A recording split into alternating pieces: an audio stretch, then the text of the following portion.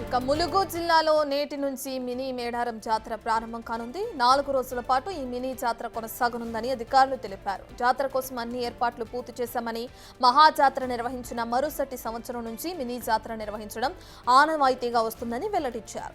సమ్మక్క సారలమ్మల అమ్మవార్లను దర్శించుకునేందుకు భక్తులు భారీగా తరలి వస్తున్నారన్నారు. భక్తులకు ఎలాంటి ఇబ్బందులు కలగకుండా చూడాలని అధికారులకు మంత్రి సీతక్క ఆదేశాలు జారీ చేశారు.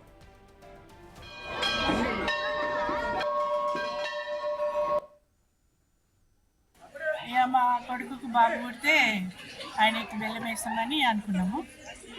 ఇక మాకు బాబు పుట్టింది, అందుకే ఇప్పుడే ఫస్ట్ సరే అనుకునే తీరుతాయి అని అదొక నమ్మకం, అందుకే వచ్చినాం అన్నట్టు. ఫస్ట్ టైం అసలు అంటే వీళ్ళ సిస్టర్ వాళ్ళకు బాగా నమ్మకం ఇక్కడ, అందుకని వాళ్ళకి అన్నీ నెరవేరుతాయి అని చెప్పేసి వాళ్ళకి నమ్మకం ఉందని చెప్పేసి అని మేము మా బాబు కోసమే చెప్పుకున్నాము.